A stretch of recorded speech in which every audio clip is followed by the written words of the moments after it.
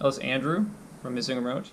We're going to talk about the Garmin Varia RTL510, which is a bicycle radar and smart light device that you fit on the back of your bike that tells you when cars are coming and how fast they're coming.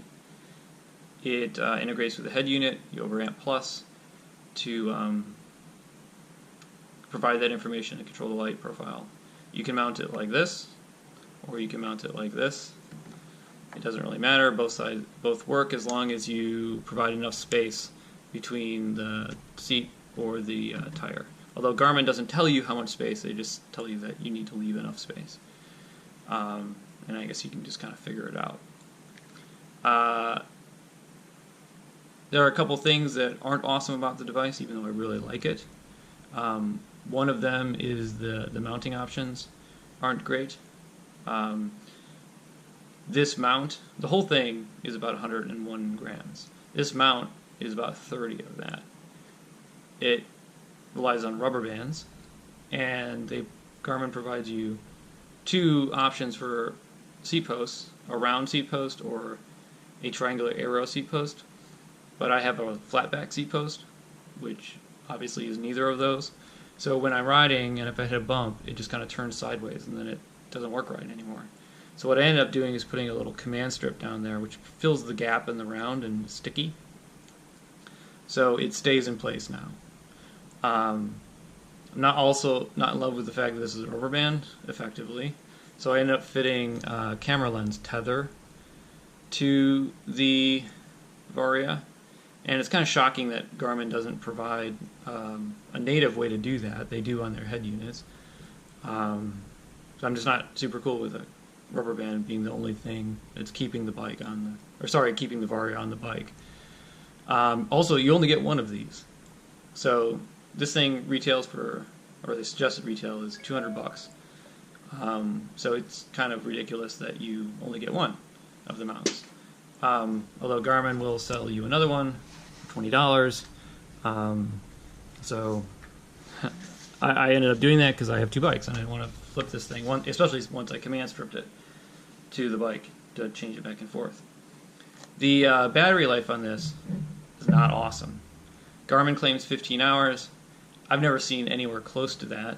I've used it for about 400 miles and just about 20 hours of riding. I usually get about 4 hours of riding on the device before it complains at me that the battery is low. Based on the percentage, I expect I could probably get an hour and a half out of it.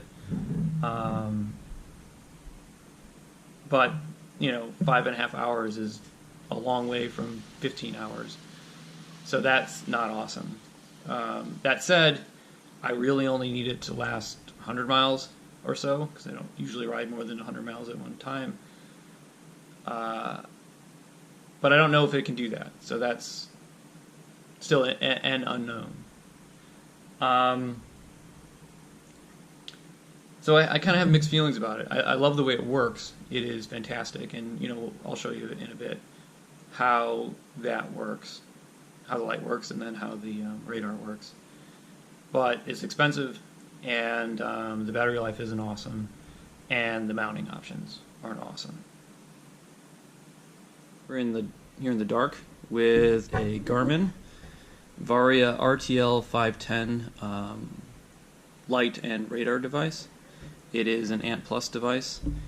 It uses the radar and light network profiles to do that, or in Ant Plus, but currently only Garmin head units support it. And we're going to quickly show how it works and how you can configure it in the head unit. So here I have it connected. It shows the available battery life down there.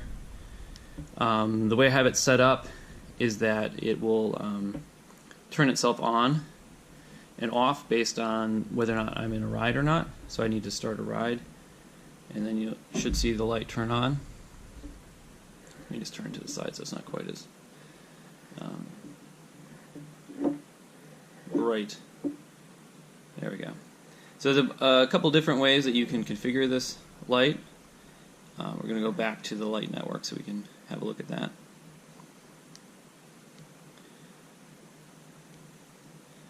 So I generally run it in auto mode, in the light mode auto, so that it kind of controls the behavior of the light depending on a bunch of factors. But there are a few other ways that you can run it, the brightest of which is the individual,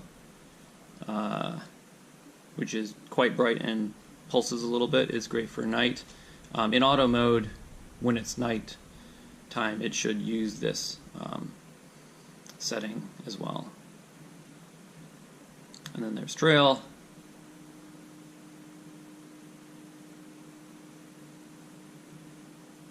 And then high visibility, which I think is what is used during the daytime, and then where I usually leave it for auto.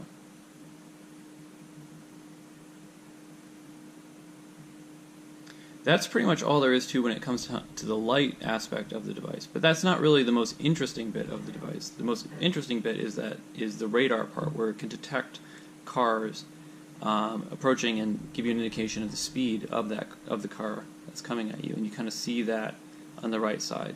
So we're going to go outside and demonstrate how that works. All right, so here we are outside with the Varia, and as you can see, it's blinking a little bit. And then, as cars come by, they get detected. It beeps. The blinking changes a little bit. You get a little color, and then when the car is gone, the side turns green. That's pretty much all there is to it. But when you're riding as an individual, having that extra bit of information, what's around you, how fast they're coming, because the color on the right side also indicates the speed of which the vehicle is approaching. It's just a little bit of magic. It's not as good in a pace line, especially when the person behind you is a bit bigger. They can block off the radar. And every now and again you'll also get a false positive off of that. But it's probably not as important as a device to be used in a pace line either as it is when you're riding by yourself.